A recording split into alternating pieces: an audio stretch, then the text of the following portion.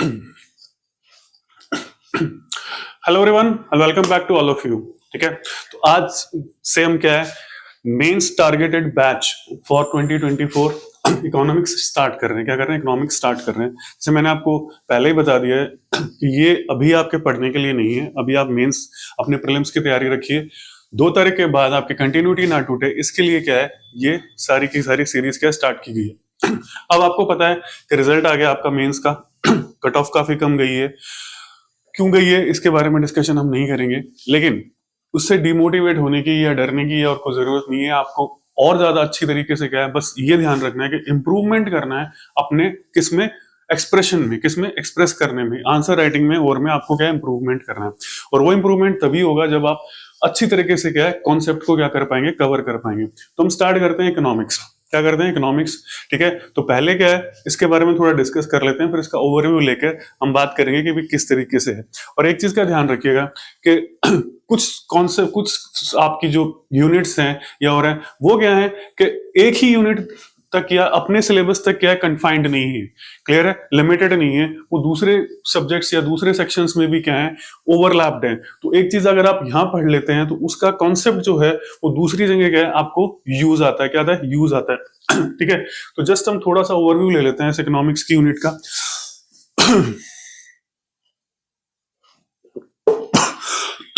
ठीक है, अब देखिए इकोनॉमिक्स के अंदर क्या है, आपके पास 3 चीजें नजर आएंगी। ठीक है, जो यूनिट है, यूनिट पेपर 1 के अंदर सेकंड यूनिट है। ये क्या है? पेपर 1 के अंदर सेकंड यूनिट है। तो सबसे पहले तो आपको ये पता होना चाहिए कि ये यूनिट जो है वो 65 मार्क्स की है। क्लियर है? This unit is of 65 marks. Clear? तो इसमें तीनों तरह के क्वेश्चंस आपके आ रहे हैं, 2 मार्क्स, 5 मार्क्स और 10 मार्क्स के। तीनों तरह के आपको क्या क्वेश्चंस मिलेंगे इसके अंदर। तो इसके अंदर 3 चीजें आती हैं। Number 1, Indian economy.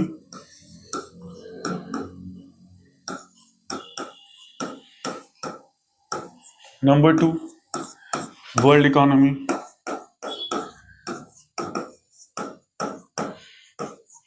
Number 3, economy of Rajasthan.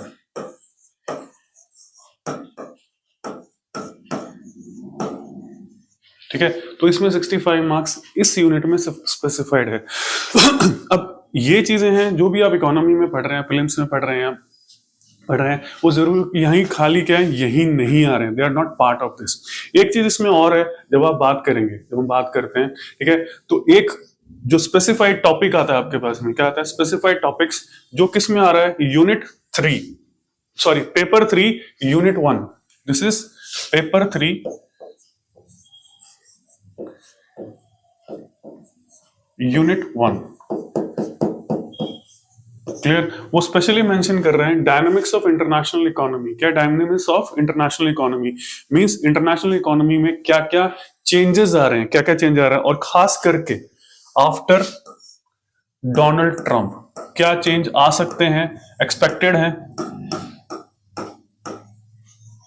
Clear? क्या चेंज आ सकते हैं, क्या एक्सपेक्टेड है। इसको हम क्या है, जो करंट अफेयर्स के स्पेशल वीडियोस आपके लिए बनाए जा रहे हैं, क्या एडवांस लेवल के जो करंट अफेयर्स के स्टैटिक ओरिएंटेड बनाए जा रहे हैं, तो उसके अंदर हम इसे चीजों को क्या कर रहे हैं, डिस्कस करेंगे। डिस्कसिंग ऑल दीज थिंग्स कि भी किस तरीके से क्या है कि डोनाल्ड ट्रंप की जो प्रेसिडेंसी है वो इंटरनेशनल इकोनॉमी को किस तरीके से क्या कर सकती है, इंपैक्ट कर सकती है। पहले तो आपके पास डायनेमिक्स ये होना चाहिए कि इंटरनेशनल इकोनॉमी में हो क्या रहा है, what is happening in international economy, और दूसरा उसका इंडिया पे क्या इंपैक्ट पड़ सकता है, what will be impact on India, कि भी इंडिया पे जो इंपैक्ट है वो क्या हो सकता है उसका। ठीक है, इंटरनेशनल इकोनॉमी में जो भी चीजें हो रही है, whatever is happening in international economy latest। और एक चीज का ध्यान रखिएगा, अब आपको क्या है कि करंट अफेयर्स पे थोड़ा ज्यादा ध्यान देने की जरूरत है। Point number 1। Point number 2, prelims में आप जो भी करंट अफेयर्स की बुक्स, मैगजीन्स वगैरह पढ़ रहे हैं, वो मेंस में फ्यूटाइल है, यूजलेस है, आपको नहीं पढ़नी है, उसको छोड़ दीजिएगा, क्योंकि उससे आपका करंट अफेयर्स का जो पार्ट है, एनालिटिकल पार्ट है, वो कवर होने वाला नहीं है। तो ये चीजें आपकी आ गई। अब दूसरी चीज ये आती है कि जब हम बात करते हैं इकोनॉमी की, तो इकोनॉमी का काफी सारा पोर्शन क्या है आपके पास मैनेजमेंट में आता है।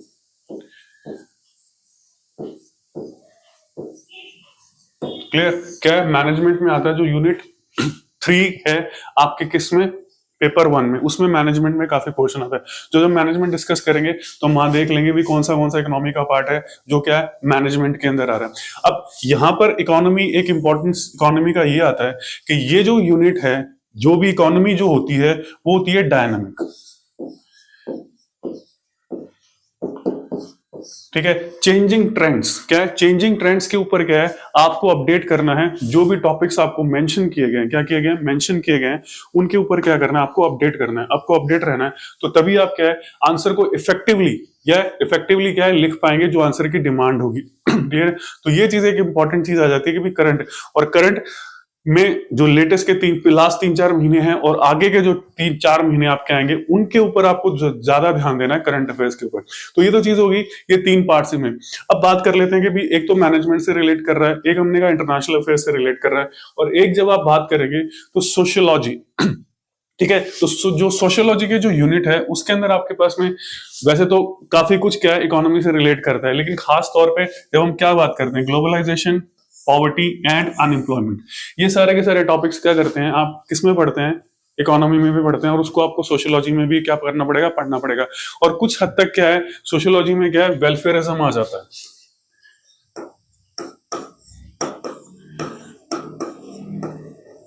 ठीक है।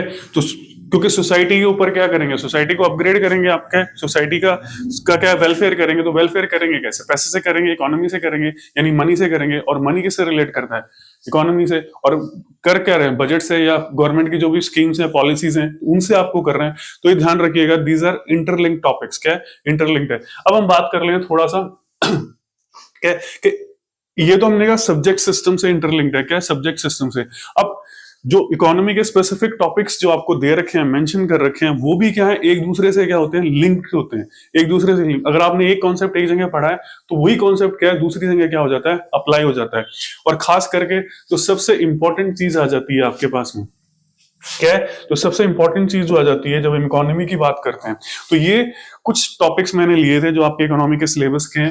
अगर हम बात करें, ये इसलिए लिए गए हैं पहले आपके दिखाने के लिए कि भी किस तरह से ये एक दूसरे से क्या है लिंक्ड है, इंटरलिंक्ड है।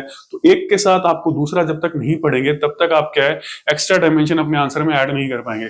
तो क्या है inflation, price rise, demand supply management, clear है। तो ये टॉपिक आपके centre state financial relations and latest finance commission, क्या लेटेस्ट फाइनेंस कमीशन जो भी होगा वट एवर इट इज जो बनाया गया, अभी उसकी रिपोर्ट हमारे पास नहीं आएगी और आएगी भी नहीं, तो ठीक है। Physical responsibility and budgetary management act, physical reforms in India, क्या physical reforms in India, budgetary trends and physical policies, क्या budgetary trends, physical policies, tax reforms in India, subsidies, cash transfer, other related issues, trends in revenue and expenditure.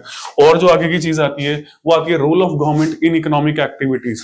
ये आपके लिए बहुत ही ज्यादा important चीज आ जाती है, क्योंकि ये सारे पूरे के पूरे को क्या करती है कंट्रोल करती है, क्या करती है पूरे के पूरे को इंपैक्ट करती है, ठीक है। और उसको इसको क्या है कौन सी चीज इंपैक्ट करती है उसके बारे में बात कर लेते हैं। फिर सोशल सेक्टर, वही बात कर ली हमने जो सोशियोलॉजी में था, पॉवर्टी, एम्प्लॉयमेंट, इनइक्वालिटी। इनइक्वालिटी का मतलब जो डिस्क्रिपेंसीज है अलग अलग एरियाज में, कास्ट में और में उसको आप कैसे दूर करते हैं। हेल्थ केयर पॉलिसीज, ये सारी चीजें क्या है आपकी किस में आती थी, एक दूसरे इनसे इंटररिलेटेड है। सॉरी। अब जो सबसे इंपॉर्टेंट चीज आपके पास में आती है वो आती है ये चीज, फिस्कल पॉलिसी। ये जितने भी चीजें हमने पढ़ी हैं, whatever we have studied, ये क्या है इसका बैकग्राउंड है, क्या है इसका बैकग्राउंड है, बेस यहां से शुरू होता है। क्या होता है फिस्कल पॉलिसी से। Fiscal policy means macro economic policy.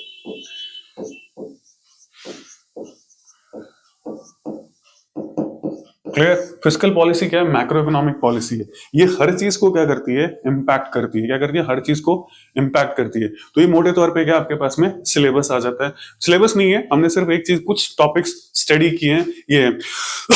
और ये जो चीज है आपकी, जब हम सेंट्रल स्टेट फाइनेंशियल रिलेशंस की बात करते हैं, ये क्या है आपका पॉलिटी से रिलेट करता है। किससे रिलेट करता है, पॉलिटी से रिलेट करता है, क्योंकि यहाँ पे क्या है इसमें आपको कॉन्स्टिट्यूशन प्रोविजंस पढ़ने पड़ेंगे कि फाइनेंस कमीशन के कॉन्स्टिट्यूशनल प्रोविजंस क्या हैं और उसी तरीके से स्टेट फाइनेंस कमीशन के कॉन्स्टिट्यूशनल प्रोविजंस क्या हैं। तो अब बात कर लेते हैं कि ये एक दूसरे से इंटर रिलेटेड कैसे। तो सबसे पहले हम बात करते हैं, यहां से चीजें स्टार्ट होती है, डिमांड सप्लाई मैनेजमेंट और inflation and price rise.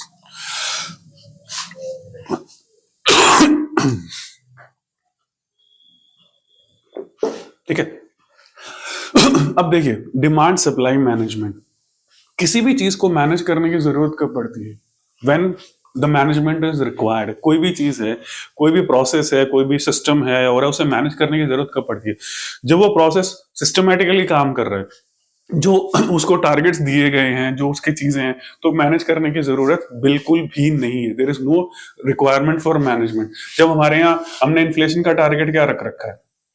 4 to 6, ठीक है, +-2, क्लियर है? 4 to 6, 2 to 4 प्लस माइनस, ये जो टारगेट हमने रख रखा है, ठीक है, तो ये हमने क्या टारगेट रख रखा है इन्फ्लेशन का। अगर इसमें सिस्टम काम कर रहा है, इन्फ्लेशन इतनी रह रही है, साथ में ग्रोथ हो रही है, तो हमें किसी चीज की जरूरत नहीं है, ठीक है, इसको मैनेज करने की जरूरत नहीं है। क्लियर है? इसको कभी भी मैनेज करने की आपको जरूरत नहीं होती है। अब demand and supply, fiscal policy, country की इकोनॉमी किस तरह से रिलेट करती है, तो इसको हम थोड़ा सा स्टडी कर लेते हैं, just study little bit. Clear है? तो डिमांड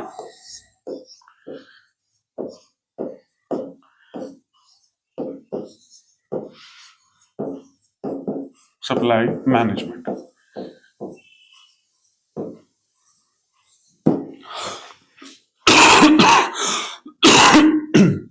अब सवाल ये उठता है कि यहां दो चीजें हैं, डिमांड एंड सप्लाई। इनसे हो क्या रहा है? What is happening with this? यहां पर आपने चीज देखी होगी, ये क्या है? ग्रोथ और इन्फ्लेशन। सॉरी, दोनों को अलग रखिएगा, दोनों ही चीजें हैं इसके अंदर। क्लियर? ग्रोथ, आप कंफ्यूज ना हो जाएं कि डिमांड ग्रोथ से रिलेटेड है, वो उससे रिलेटेड है। Growth and inflation.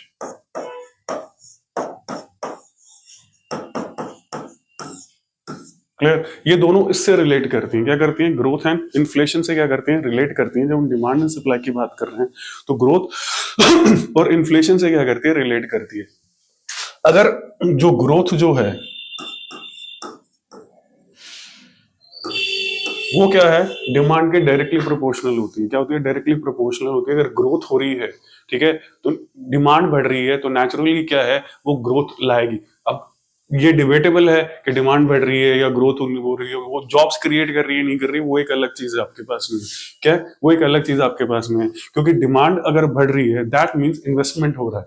क्या हो रहा है? दैट मीन्स इन्वेस्टमेंट हो रहा है और प्रोडक्शन हो रहा है। क्या हो रहा है? प्रोडक्शन हो रहा है। तो उस प्रोडक्शन को करने के लिए कहीं ना कहीं से क्या है? कुछ ना कुछ जॉब्स क्रिएशन होंगी और होंगी। दैट मीन्स क्या हो रहा है? जीडीपी, जिसको हम बोल रहे हैं जीडीपी या जीवीए, उसमें क्या हो रहा है? इंक्रीज हो रहा है। क्या हो रहा है? वो इंक्रीज कर रही है, तो तभी क्या है? ठीक है, तो जब उसी को हम क्या कर रहे हैं? ग्रोथ कह रहे हैं। क्या करें? ग्रोथ कह रहे हैं।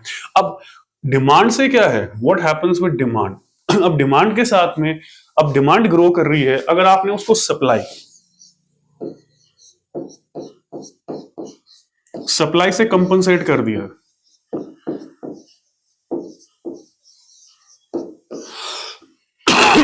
तो मिसमैच नहीं होगा।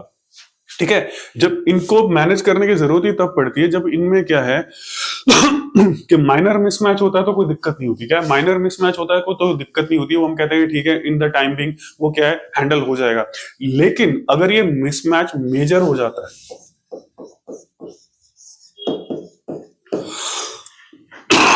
मिसमैच क्या हो? मेजर मिसमैच हो जाए। क्या हो जाए? मेजर मिसमैच हो जाए, और उसकी वजह से क्या हो? इन्फ्लेशन आ जाए। क्लियर है? इन्फ्लेशन आ जाए, तब क्या है? डिमांड एंड सप्लाई को क्या करना पड़ता है? मैनेज करना पड़ता है। क्या करना पड़ता है? मैनेज करना पड़ता है। तो हम इसको और ज्यादा डिटेल में समझ लेते हैं। ठीक है, डिमांड और सप्लाई।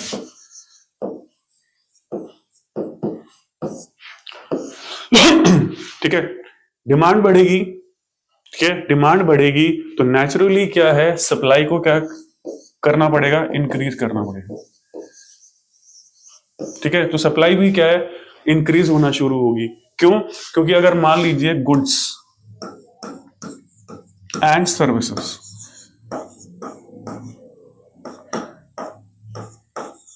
की डिमांड बढ़ती है, तो नेचुरली जो प्रोड्यूसर्स हैं, जो इनको क्या कर रहे हैं? प्रोड्यूस कर रहे हैं। क्या कर रहे हैं? प्रोड्यूस कर रहे हैं।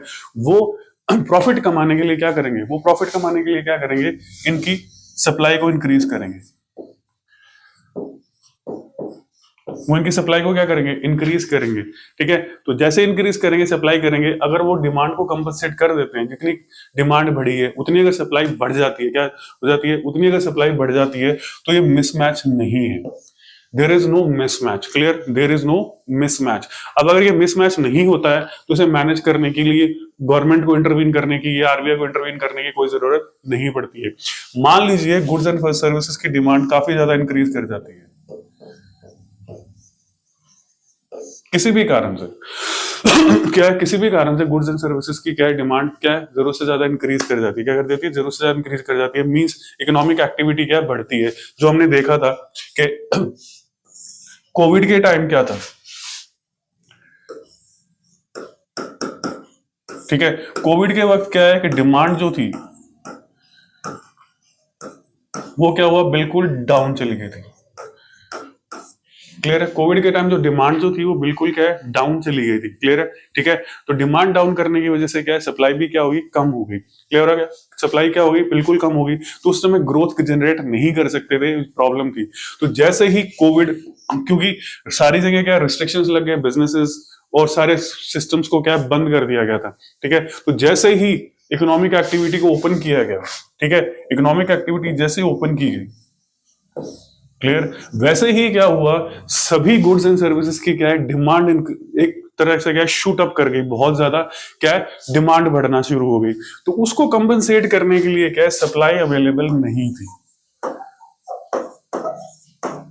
क्योंकि सारे बिजनेसेस क्या हो गए थे, ठप हो गए थे उनके पास कोई प्रोडक्शन था नहीं प्रोड्यूस कर नहीं रहे थे, क्योंकि एक्चुअल में क्या है कि वो अपने पास इन्वेंट्री तो इकट्ठी करेंगे नहीं, क्या इन्वेंट्री तो क्या करेंगे, इकट्ठी करेंगे नहीं। तो वहां पर क्या हुआ, व्हाट हैपेंड देयर, कि सप्लाई की क्या है, जब डिमांड बढ़ी, और ये डिमांड बढ़ी लेकिन सप्लाई क्या हुआ, उस रेशियो में जितने में डिमांड्स बढ़ी थी उस रेशियो में सप्लाई में इंक्रीज बिल्कुल भी नहीं आया।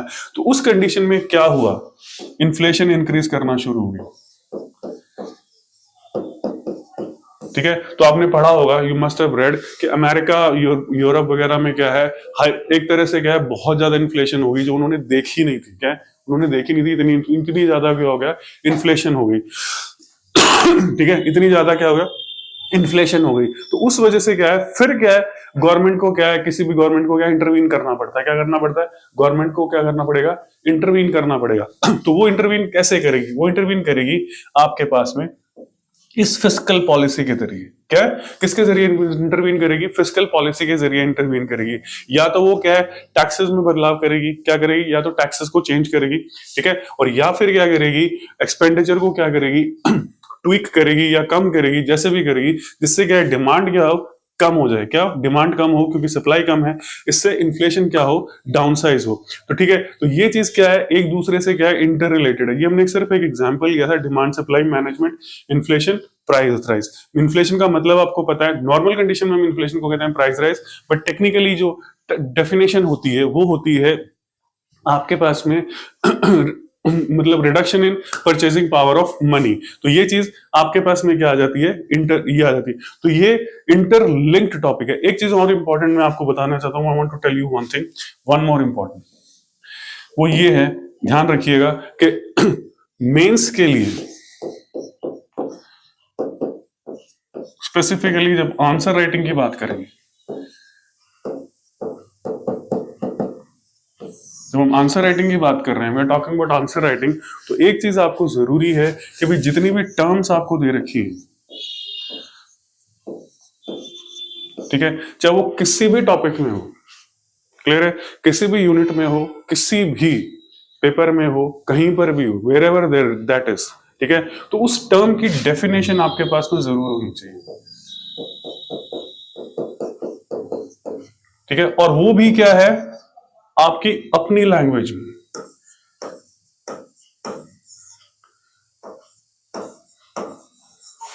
क्लियर है, आपकी अपनी लैंग्वेज में होनी चाहिए। ये नहीं है कि आपने नोट्स उठा लिए और आप उसको रीड करते जा रहे हैं, क्या करते जा रहे हैं, उसको रिवाइज करते जा रहे हैं। जब तक आप अपनी लैंग्वेज में अपने पास वो चीजें नहीं रखेंगे क्या है, जब तक आपकी अपनी लैंग्वेज में क्या है उसे स्क्रिबल नहीं करेंगे, तब तक आपको नंबर नहीं मिलेंगे। क्या है, आपको नंबर नहीं मिलेंगे, क्योंकि अपनी लैंग्वेज में जब तक आप नहीं करेंगे, जब तक आप उसके अंदर क्या है वैल्यू एडिशन नहीं करेंगे,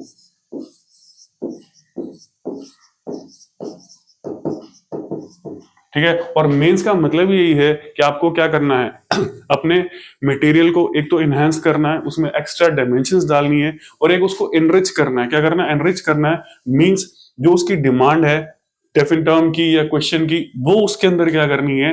ऐड करनी है। ठीक है। तो यहां पर ध्यान रखिएगा, ये जरूरी है। प्रीलिम्स में तो आप रट करके कुछ भी कर सकते हैं, लेकिन यहां पर ये जो क्या है इंपॉर्टेंट चीज आती है, तो ये आपको पता होना चाहिए naturally. Inflation, what is inflation? ठीक है। What is demand and supply management? किसे कहते हैं डिमांड एंड सप्लाई मैनेजमेंट को? सेंट्रल स्टेट फाइनेंशियल रिलेशंस क्या होते हैं, what they are, constitution provisions क्या है इनके, फिर what is a finance commission. ये नहीं है कि आपने लेटेस्ट फाइनेंस कमीशन तो देख लिया, क्या देख लिया आपने? लेटेस्ट फाइनेंस कमीशन देख लिया। इसका मतलब ये नहीं कि आपको पता होना चाहिए व्हाट इज फाइनेंस कमीशन। आपके पास 20-50 वर्ड्स में लिखने की क्या इसकी कैपेसिटी होनी चाहिए, व्हाट इज फाइनेंस कमीशन। इसी तरीके से fiscal responsibility budgetary management act और फिस्कल रिफॉर्म्स हम किसको कहते हैं? What does fiscal reforms means?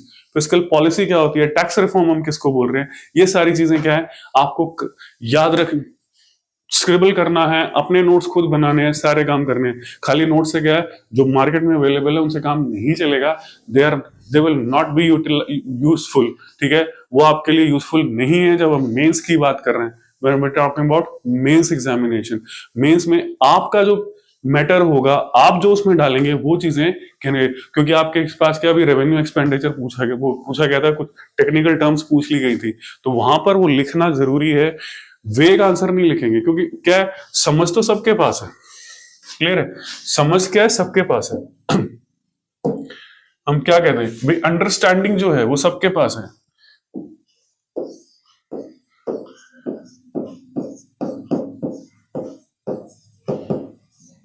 Understanding जो है टर्म की सबके पास है, सब बता देंगे फिस्कल पॉलिसी क्या होती है। ठीक है। अगर आप उन्हें कहेंगे कि फिस्कल पॉलिसी राजकोषीय नीति होती है, क्या होती है? राजकोषीय नीति होती है। थोड़ा सा भी हाँ बजट होता है, बजट में ये आता है, बजट में वो आता है, पर वही चीज जब आपको 20, 50 और 100 वर्ड्स में एक्सप्रेस करनी है, वहां क्या है, सारी चीज फिक्स हो जाती है। क्या हो जाती है? वहां सारी चीजें वो क्या करती है, सेपरेट कर देती है। ठीक है। तो ये एक इंपॉर्टेंट चीज है आपके लिए। क्या, दिस इज वेरी इंपॉर्टेंट कि डेफिनेशंस आपके पास में क्या है, हर चीज की होनी चाहिए। जितनी टर्म्स आप पढ़ रहे हैं क्या है, जैसे फिस्कल बजट में आप रेवेन्यू बजट पढ़ रहे हैं, तो रेवेन्यू बजट होता क्या है, व्हाट इज रेवेन्यू बजट।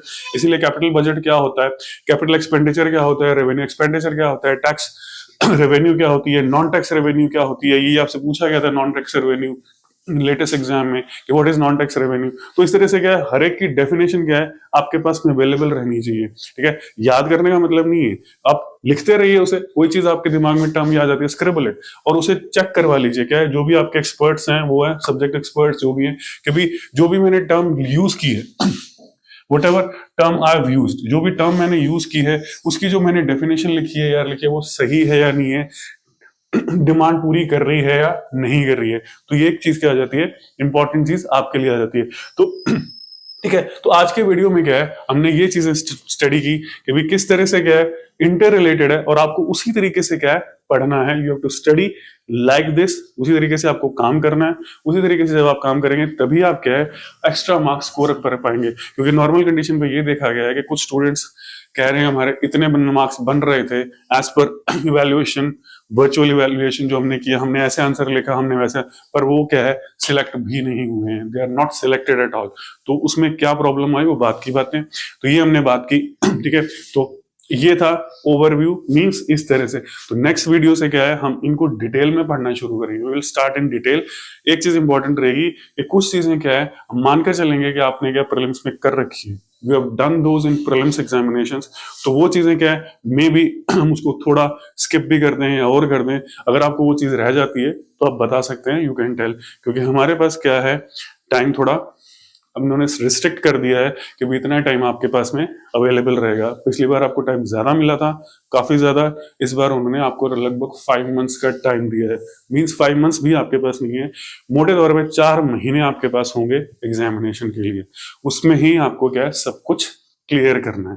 ठीक है। You have to do everything, कोई भी चीजें, और हिंदी इंग्लिश तो आपको बिल्कुल ही नए सिरे से करना है। तो वो एक इंपॉर्टेंट चीज आ जाती है, काफी चीजें आपकी बिल्कुल नहीं है, जैसे वर्ल्ड हिस्ट्री है और जो चीजें हैं, साइकोलॉजी है, लॉ है और ये बिल्कुल नए हैं आपके लिए। ठीक है, तो आज के वीडियो में इतना ही। आपका कोई भी suggestion, what ever suggestion you have, ठीक है, तो आप वो सजेशन क्या कर सकते हैं, कमेंट बॉक्स में लिख सकते हैं। You can write it on comment box. ठीक है, तो आज के वीडियो में इतना ही, मिलेंगे नेक्स्ट वीडियो में। Thank you for watching the video.